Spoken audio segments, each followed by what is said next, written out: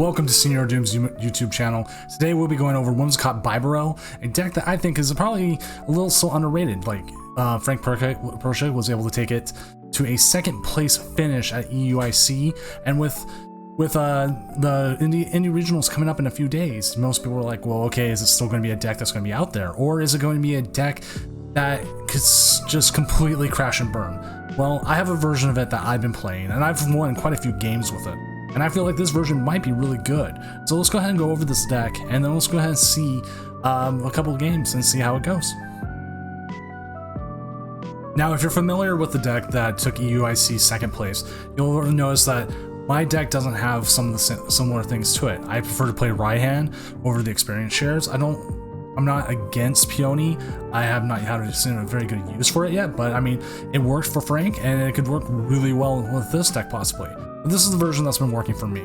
It has pretty much the same basic skeleton. It does play one more path to the peak. I prefer having that ability to continuously put the path down. It's something I may cut in the future. A little bit more heavy on the Marnie, a little bit more heavy on the professors, but it still runs kind of the same way.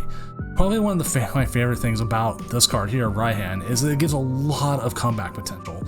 Get stuck like with a basic Whimsicott, you can Raihan to it. Maybe you already have the double energy in hand. Maybe you need to grab it. Maybe you need to evolve it. And then this also still gives you a chance to bring back a choice belt. Now, I find that the 140 damage dealing with experience share isn't enough for most decks. Hitting 170 makes most matchups a lot better. It brings a little bit more out to Whimsicott that you wouldn't see normally. There could be some disagreement there. That's perfectly fine. That's why we build decks. That's why we test them. But this is the card I think that does a lot better throughout the match. I am also only playing 3 of the Phantom Waves. I've seen a lot of decks recently I've been playing 4. I find that you don't use that card as much. It's not something that you see in a lot of play because not a lot of decks play a lot of special energy after you've already locked them out. I mean, it is very hard for them to do it, possibly outside of Mew, but usually by then, if you're in control of Mew, you're usually doing a pretty good job. So I prefer 3 over 4. So with that, let's go ahead and jump into some games. All right, we're starting into our first game here when we have won the coin flip. Let's go ahead and go first. And let's hope we get some energy on the first turn, and hopefully a basic Whimsicott. If not, we will need hit our crushing hammers. We will need to hopefully get Phantom Waves depending on what we're playing. We will get an answer to. Good strong start here between the Crobat and the energy. Might have to get rid of the Raihan, which sucks. So this looks like kind of a basic Koopa. So we can actually get rid of that, put that down. Let's go ahead and grab the Bibarel. I mean the Bidoof. Bibarel will be for later. Bidoof works better here. It helps kind of set up a card draw, especially depending on what we get here. Fairly strong there. We can go ahead and put a path to the peak down, and we can pass. So we'll see what they're playing. I'm assuming it's some sort of dark box. Maybe it's the popular version of Rapid Strike Urshifu right now. It could possibly be something else. I'm not sure until we get a little bit more of a look at the deck. So they are building up between the Minchinos. I'm assuming this is probably more of a basic style deck. Oh, it's maybe the Farfetch'd. That is actually kind of smart for them to do that. They don't want to easily give up 2 prizes, right? They don't know we're sitting on a Marnie. We are going to Marnie them, and hopefully in the same turn we can KO this. Go ahead, definitely evolve. Marnie. So we got all that back on the bottom of the deck. Got the KO, we got an extra Whimsicott, and we got a Bidoof. That's actually pretty strong for us. Let's go ahead. Trick win for KO. They don't seem like they're going to be as well set up. They did have to put the balloon onto the Hoopa to get a retreat. And so we should be able to at least get another attack off in the next turn. Hopefully. They sent up the Hoopa. They get their first Minchino. The fact that they sent up the Hoopa doesn't mean they're trying to set something up. They're going with the Clara. They're probably grabbing this at least. I don't know if they grab the Surfetch. They're looking for the card draw. They are going to go for the energy assist, or they're just going to at least try and make 20 damage. I believe it would be smart to crush and hammer this anyways. I don't know if I agree with them doing there, but I'm not as familiar with the Surf Edge deck as they may be. Triple crush and hammer, of course. I just want to get rid of that energy. They put down, it's a threat of the Surf Edge coming down and attacking. Okay, that's good for us. I would like to get a Bibarel out. Bibarel helps prevent most of these times when you end up having a dead hand. This is like the best thing for Whimsicott. So they do have their setup. The fact that they had this still here tells me they are trying to set up for like, if it's a 200 damage, they can do 230. They're not guaranteed a KO on us, but we might be able to get another attack off in this next turn. So hopefully we can see something there.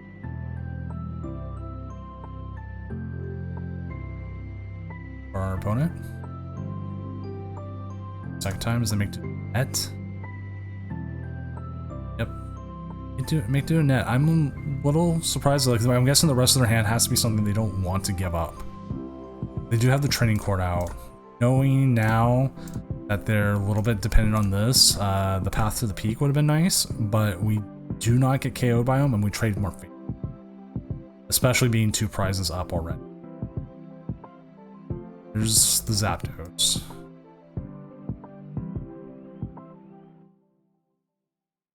I wouldn't be against using the Zapdos if you possibly could. He's not that difficult to set up. Going with the 90, okay. Boss's orders into the Badoo. So they're looking for a KO. They need a KO of some sort. I'm assuming they have something they need prized, or they're just looking to get something to even up the price trade a bit. They could also be trying to preemptively prevent me from getting set up. Or now, fairly well set up. I'm gonna hold on to the hammer. Grab an energy. That going. Always need a second attacker. Any reason to rod? No reason to rod right now. No reason to professors either. Our hand is actually pretty strong. Let's go ahead and take the Trick Wind.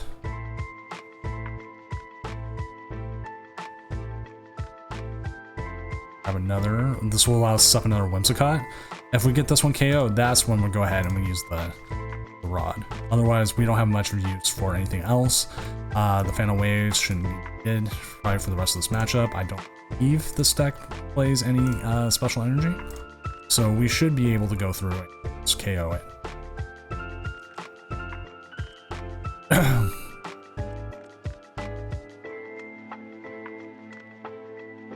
Doing. They have made at least 1 energy and at least 8 professors. I do wish sometimes that decks, not even decks like this, that the game would tell us when they've used an ability in some sort of way, outside of counting for yourself. That's more of just a game design thing. It would be nice, but it's not something not something we're going to see anytime soon.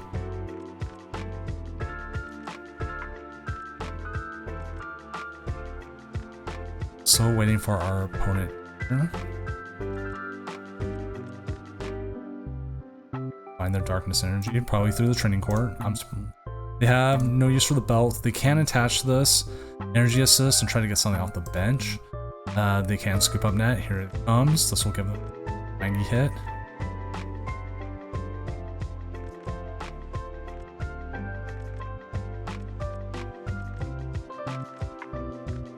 Sometimes I wish this deck played Echoing, but there's no room for it. It would be nice just for the decks like this where you can get some easy KOs, but it's just how it is. And our Whimsicott. Again, I see no reason to Professor here. We're set up pretty well. I'd like to hold on to the rod just in case. Go ahead and just Trick Wind. Take the KO. I'm assuming they may be looking to set up a Moltres, which even now, I think a Moltres might be actually a little, because they can KO for 2, they put them at 3, we can KO for 1. So they're looking for the Moltres. They can get the Moltres KO here. But then we get one. They'll be at 3 prizes. We'll be at higher. We can actually right hand this turn and start preparing this one as well. He could also go after this with the Zapper Kick. I'm actually fine sending that up. Might be like, Doom, why send that one up? Well, if he comes up and Zapdoses us, we can easily evolve out of it.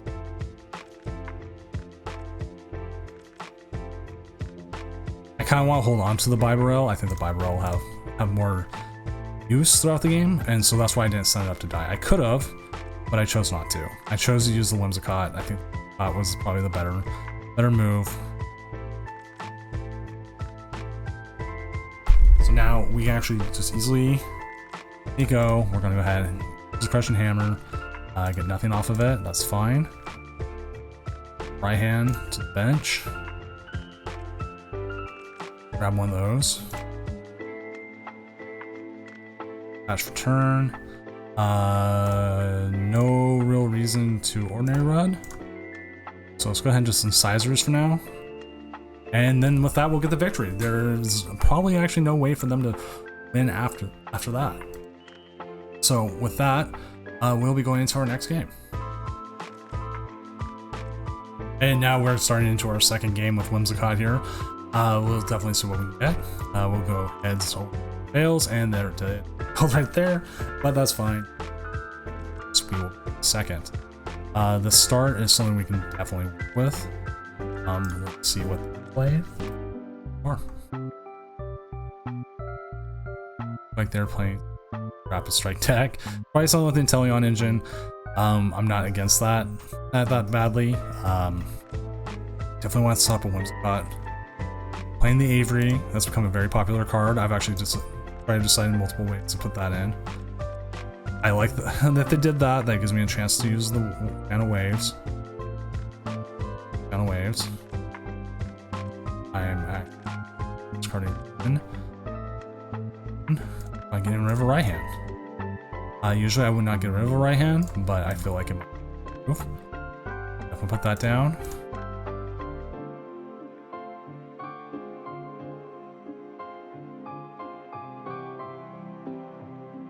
Not a bad hand. We'll go ahead and Path to the Peak for now. Give them more limited access to stuff. And so let's see what their next turn is.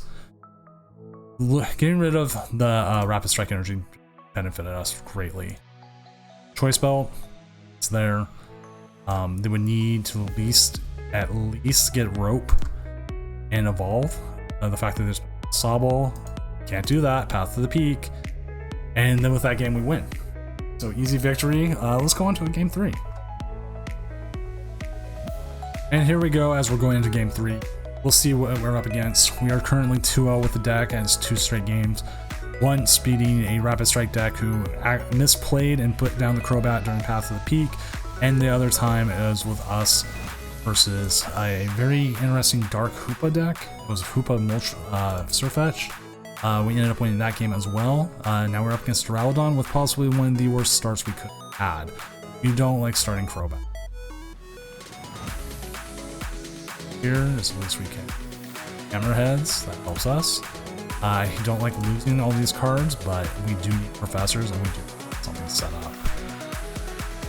It's tremendously. Pass to the Peak will help us tremendously. Go ahead and have the Psychic Energy this turn. That right here. Go ahead and do this, and go ahead and Fluff gets in the way right away. So this Duraludon, and actually if he can set up without evolving, he one-hit KOs most Whimsicotts. Whimsicott also gets KO'd if they attach a choice band. If you're playing Arceus Duraludon, that's probably what you want to do. We will have attack next turn as long. Hitting Hammerheads on that metal energy was extremely good for us. It took away the option for them just to attach another and then power themselves up. Now they have to find the DT this turn and everything else and a stadium. Now they can't just wish out. And we don't have any use for with it now because we have the Crobat. So they can evolve it. and it does nothing for them. I almost don't want to use Marnie here. Their hand draw is telling me that they're not doing anything as much as they probably want. So we're gonna go on hold. There's no reason for us to Marnie. What benefit we get from it is minimal compared to what they have, right?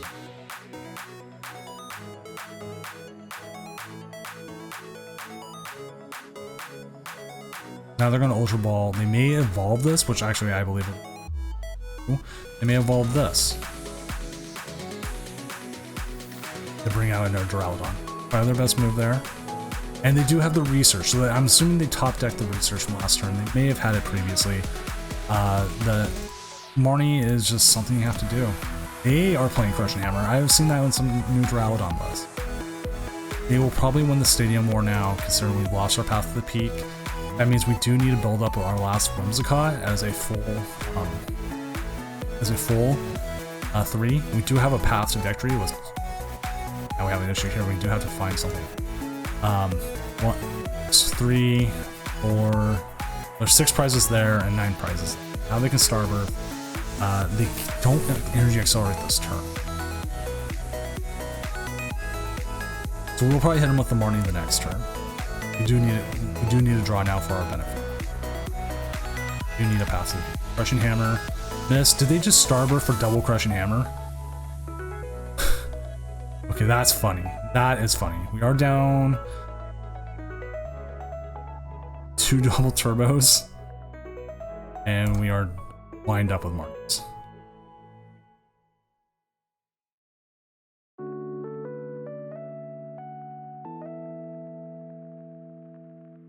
Go ahead and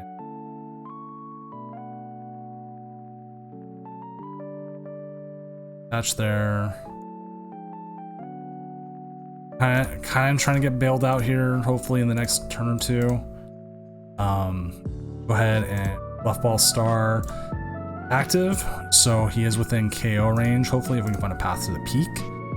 We are setting up that or Whimsicott. Evolution instance would be great because then we could draw out of this. Their hand doesn't look as great, especially if they toss their Tower of Darkness and their cameras can. I wasn't a fan of using Fluff Ball Star there. I just wanted to put the extra pressure so we can get a KO. And they did Marnie us out of this hand. They must be looking for their switch. Even then, they would have to go with this. Path to the Peak is huge for us. Possibly getting that going, and we can bench the other Whimsicott. Attachment there is. We do that. Got Path to the Peak, and I'm not a fan of Marnie here, but we are looking for the not fun.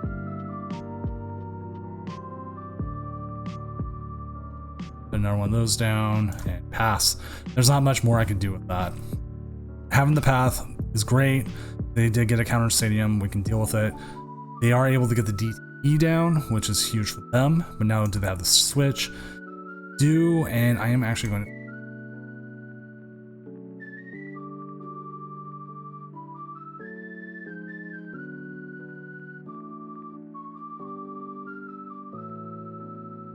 Now the question here is, how do we want to handle this? We could right hand. The way we're right handing is not easy, but it's possible. And see, they powered up a Duraludon.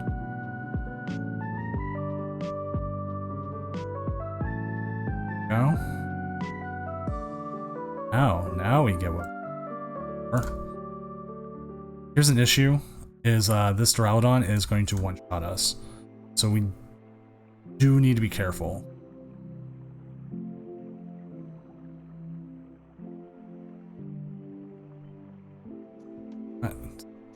Find what we're looking for. Crushing Hammer here, we'll miss. On. Grab one more Bidoof and get out of deck. Sizers. Get the DTE. That is good. And the right hand. And plus we can knock off that. Treat. Trick Wind. And so now this is within range of being KO'd. This is going to be in trouble. If he gets another attachment, we are in trouble considering we only have one more hammer. He can't attack with this, so he's not accelerating. If we can get our last one more hammerheads, we can pull this game out. If not, we can KO this for 2, and he's hoping to get it. Got 1, 2, 3. Then with the Path of the Peak. Good, because that guy is now damage again. This is where I wish I still had Fluffball Star, where I didn't have to use it earlier, because this could actually be one hit KO'd by a Fluffball Star. We did just lose our right hand. That is never good for us. That was going to be hopefully our out. We could have powered up something on the bench. This actually does not hurt us. He's going to attack with the Duraludon. I have it in the active right now. They kind of there. I don't know how well that's going to do for him. And we win. I'm assuming they moneyed themselves out of the game and weren't able to continue on. So with that, that is Whimsicott V-Star, the version I run in a nutshell. Kind of 3 games, 3 quick ones. Hopefully this will help you and maybe help you with your selection in Indy, New Jersey, or Vancouver. And if you're watching this late at that, well, it's a nice peek to what was the Brilliant Stars meta. This is a personal favorite of mine right now. If I was playing in one of those regionals, this is probably what I'd play, just because I know the stack pretty well and it runs. So again, thank you for watching. If you haven't already, hit the like button, subscribe, notifications, all that good stuff. I'm SenorDoom. Catch me on Twitch Wednesdays, Thursdays, Fridays, and Saturday at twitch.tv/senior_doom. Links will also be in the description. Yeah,